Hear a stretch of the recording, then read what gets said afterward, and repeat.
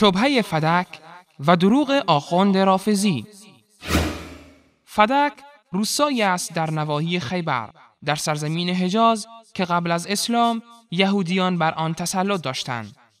در سال 7 هجری وقتی سپاهیان اسلام یهودیان خیبر را شکست دادند، اهالی این روستا رعب زده و هراسان شدند.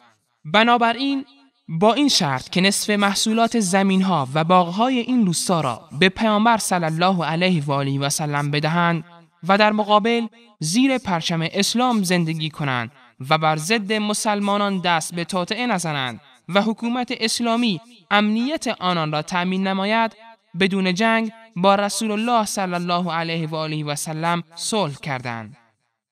پیامبر صلی الله علیه و آله و سلم سفیری را به نام محیصه بن مسعود انصاری برای گفتگو با یهودیان به فدک فرستادند. سردار فدک یوشع بن نون نام داشت و در مقابل نصف محصولات فدک با مسلمانان صلح کرد و فدک بدون هیچ جنگ و درگیری به تصرف مسلمین درآمد. رسول اکرم صلی الله علیه و آله و سلم این محصول را بین فقرا و از جمله خاندان دخترشان فاطمه رضی الله عنها تقسیم می‌کردند. بعد از پیامبر اکرم صلی الله علیه و آله و سلم، ابوبکر صدیق و عمر فاروق رضی الله عنهما نیز دقیقاً همین شیوه را در زمان خلافتشان دنبال کردند. اما آخوندان مغرض رافضی فاطمه زهرا رضی الله عنها را بهانه‌ای برای دست یافتن به اغراض دنیوی خود ساختند و با مظلوم جلوه دادن ایشان موضوع فدک را تحریف نمودند تا از طریق آن و به دروغ احساسات پاک مردم را برانگیزند و نصوص شریعت را حسب میلشان و بدون در نظر داشت قواعد و ضوابط تفسیر نمایند. به این کلیپ توجه نمایید.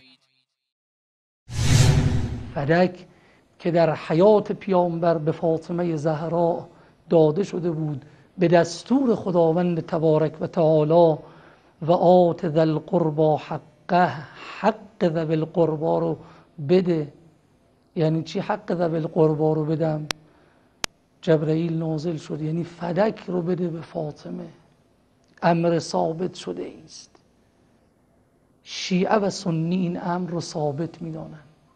غصب شد، فدک از دست زهرای مرضیه بیرون آمد برای اینکه به گمان خودشون این پشتوانه مادی را از اهل بیت قطع بکنن. جناب آخوند، اولا شما آخوندان در جریان فدک دچار تناقض‌گویی و سردرگمی شده اید. از طرفی میگویید فدک به حضرت فاطمه رضی الله عنها به ارث رسیده بود، ولی از سوی دیگر میگویید رسول اکرم صلی الله علیه و آله و سلم فدک را به ایشان بخشیده بودند و فدک ملک ایشان بود. حال باید پرسید اگر رسول اکرم صلی الله علیه و آله و سلم آن را به فاطمه رضی الله عنها بخشیده بود، پس در این صورت از اموال پیامبر صلی الله علیه و آله و سلم خارج بوده و جزء اموال ارث نبوده است. و اگر ارث بوده پس ادعای بخشیدن فدک باطل است و در صورت ارث بودن زنان پیامبر صلی الله علیه و آله و سلم نیز در آن سهم خواهند داشت و فدک سهم عایشه و حفصه و دیگر همسران رضی الله عنهن نیز بوده است. پس چرا آنها اعتراضی نکردند و سهم خود را نخواستند؟ ثانیاً ابوبکر و عمر رضی الله عنهما فدک را برای خویش غصب نکردند و مدعی نشدند که فدک مال آنهاست و از آن استفاده شخصی نکردند، بلکه به مانند پیامبر صلی الله علیه و آله و سلم محصولات فدک را در بین فقرا و از جمله فقرای آل بیت رضی الله عنهم تقسیم نمودند. ثالثاً اگر ابوبکر و عمر و عثمان فدک را غصب کرده بودند، پس چرا هنگامی که امیرالمؤمنین علی بن ابی طالب رضی الله عنه متصدی خلافت شد فدک را تقسیم نکرد و مصرفی را که داشت تغییر نداد و آن را به ملکیت ورثه فاطمه رضی الله عنها در نیاورد، در حالی که واجب بود در زمان قدرت مال را به صاحب مال و یا وارث آن برگرداند؟